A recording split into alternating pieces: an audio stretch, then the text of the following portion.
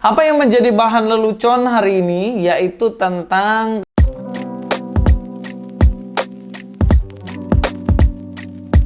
Assalamualaikum, selamat datang kembali di channel ini guys. Kali ini saya akan membahas lagi Ustadz Kenama, Doditan. Di situ lagi ada Adam Fatih yang mana mau mencerdaskan orang dengan argumentasi yang nggak cerdas guys. Tapi ya biarlah, namanya juga promosi channel. Nah, hari ini saya memberi judul Hentikanlah Lelucon Kalian. Tapi memang argumentasi, penarikan kesimpulan, semuanya itu kayak lelucon doang gitu loh. Ketemunya dari mana ke mananya nggak ketemu. Karena ya memang nggak ada basic. Yang lucu nih ya, setiap kali pertemuan mereka yang dibahas tuh Alkitab. Nggak pernah saya lihat itu mereka bahas Al-Quran. Jadi kayaknya mereka nggak terlalu suka dengan kitabnya Al-Quran itu. Mereka ini memang sukanya Alkitab, ya syukurlah. Mereka masih mau belajar Alkitab walaupun ya keliru-keliru. Berencana mencerdaskan orang, tapi akhirnya harus saya yang harus mencerdaskan kalian.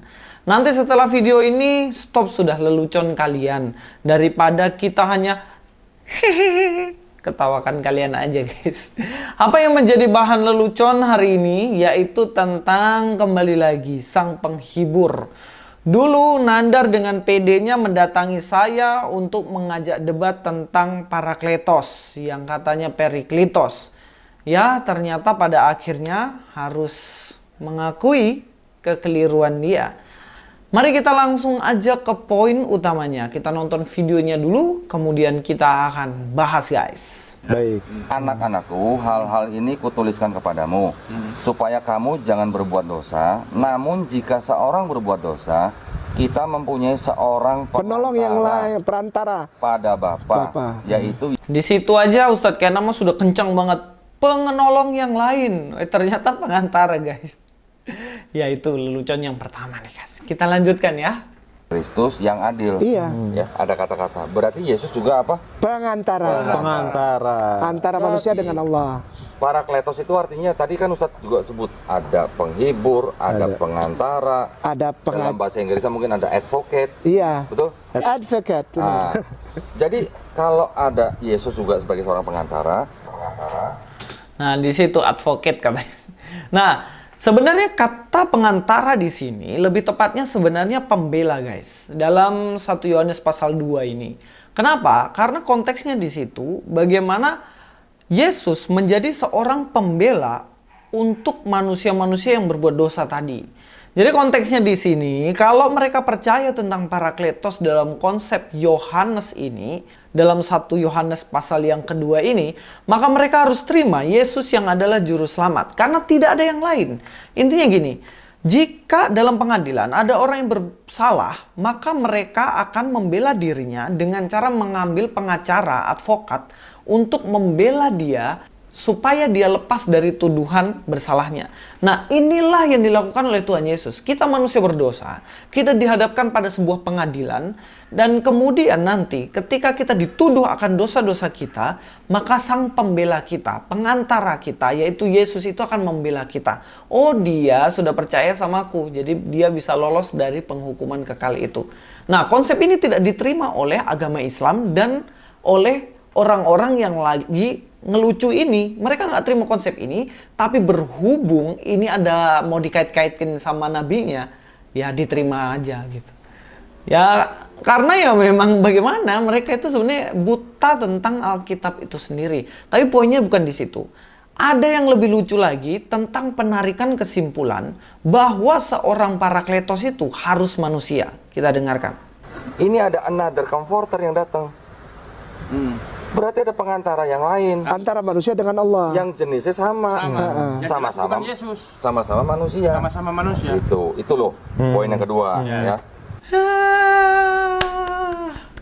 Hebat ya penarikan kesimpulan. Karena Parakletos yang ada di dalam 1 Yohanes ini, dia manusia, maka harus manusialah seorang pengantara atau penghibur itu. Nah, ini jelas penarikan kesimpulan yang prematur tanpa mengadakan riset dan hanya ngelucu doang, guys. Saya akan buktikan bahwa sang pengantar, sang penghibur itu dijelaskan sendiri dalam Alkitab itu nggak harus manusia. Nah, di dalam Yohanes 14 ayat 26, silakan cek di situ. Saya memakai versi dalam berbagai versi ya. Di sini dikatakan di dalam bahasa Inggrisnya, but the helper, the Holy Spirit. Perhatikan, but the helper. Tapi penolong itu, teman-teman, the Holy Spirit. Dikatakan dia adalah Roh Kudus. Dia adalah Holy Spirit. Dia adalah Spirit. Holy Spirit, yang artinya adalah Roh Kudus. Dikatakan sendiri di sini bahwa penolong itu adalah Roh Kudus. Tidak tertulis di sini bahwa penolong itu adalah manusia. Benar nggak? Ya kenapa mereka sampai nggak tahu ini? Ya karena mereka merasa diri, aku udah pinter, sudah baca Alkitab semuanya, padahal itu cuman ngomong doang, sudah baca. Buktinya, dia nggak tahu bahwa penolong itu adalah Roh Kudus. Lalu apakah beda ini versi ini dengan bahasa Indonesianya? Lebih gampang kita cek bahasa Indonesianya. Dalam bahasa Indonesianya lah ya, di dalam Yohanes 14 ayat 26, dalam versi terjemahan baru ini ya, tetapi penghibur, yaitu Roh Kudus. Penghibur atau penolong itu yaitu siapa dikatakan di sini? Roh Kudus. Jelas ini besar-besar Roh Kudus, nggak ditulis di sini. Penghibur itu adalah manusia, tapi dikatakan roh. Dalam bahasa Indonesia sehari-hari lebih gampang lagi dikatakan, tetapi Roh Allah, penolong yang akan diutus Bapa atas namaku. Roh Allah, penolong yang diutus Bapa atas nama Yesus itu. Di situ justru dikatakan Roh Allah. Dia adalah Roh Kudus. Dalam bahasa Yunaninya dikatakan di sini, Hode Parakletos to pneuma to hagion. To pneuma to hagion. Ya Roh Kudus gitu loh. Jadi Parakleton itu atau sang penghibur atau sang penolong itu adalah Roh Kudus. Nggak dibilang di situ manusia. Kalau teman-teman tahu, manusia ya, saya ambil di sini dalam Yohanes 8 ayat 28, Son of Man. Man dalam bahasa Yunaninya itu dikatakan anthropos. Kalau dalam Yohanes 8:28 ini dia tidak memakai anthropos tetapi anthropo. Kenapa? Karena ini bersifat genitif. Jadi kalau mengatakan, menyimpulkan bahwa Parakletos itu harus manusia, kalau di sini Parakletos harus manusia, berarti di sini tulisannya bukan Hode Parakletos, to pneuma to hagion, tetapi harus memakai pneumanya ini jadi anthropos. Nah, sampai ini jelas ya, bahwa kesimpulan yang menurut Kainama itu sebuah kepintaran, menurut Donditan itu sudah kebanggaan yang paling pintar bisa membuktikan bahwa Parakletos adalah manusia. Ternyata dari pihak kami itu hanya sebuah lelucon. Karena ternyata didapati dalam Yohanes 14 ayat 26, di situ bukan pakai kata anthropos yang menunjukkan kepada manusia, tapi pakai pneuma. Paham sampai sini? Ya. Kita lanjutkan ya. Nah, selain itu di sini Parakletos juga tidak bisa diartikan bahwa serta-merta dia adalah manusia. Karena kalau kita lihat dalam konteksnya, dalam Yohanes 14 ayat yang ke-17, kita akan memahami bahwa ini tidak ada ciri-ciri yang bisa dikaitkan dengan nabinya ustadz-ustadz yang lagi ngelucu ini. Kita lihat langsung ya. Dalam Yohanes 14 ayat 17, yaitu roh kebenaran, dunia tidak menerima dia. Sebab dunia tidak melihat dia. Perhatikan. Dunia tidak mengenal dia. Dan dunia tidak melihat dia. Kalau secara literal aja kita bisa lihat tidak melihat dia. Pertanyaan saya, Muhammad dilihat nggak sama murid-murid? Dilihat. Jadi nggak masuk kategori ini. Dan dikatakan tidak mengenal dia. Tetapi kamu mengenal dia. Kamu, murid-murid Yesus ini mengenal Roh Kudus ini. Sebab ia menyertai kamu dan akan diam di dalam kamu. Menyertai para murid dan diam dalam diri para murid.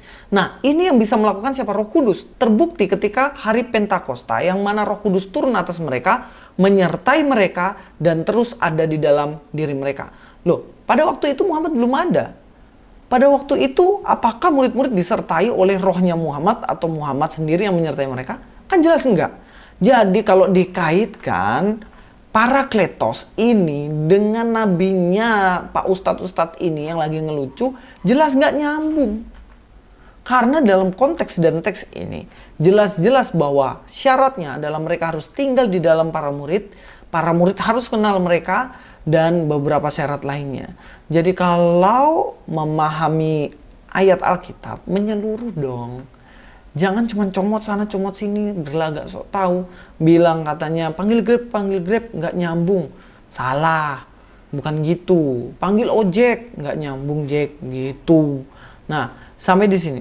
Ya mungkin itu saja dari saya, dan mudah-mudahan ini bisa berguna buat teman-teman. Saya akan menjawab mungkin beberapa waktu ke depan tentang pertanyaan dari Ustadz Kainama. Kenapa kok dalam bahasanya pakai he, padahal orang Kristen konsepnya di situ adalah Roh Kudus yang adalah netral.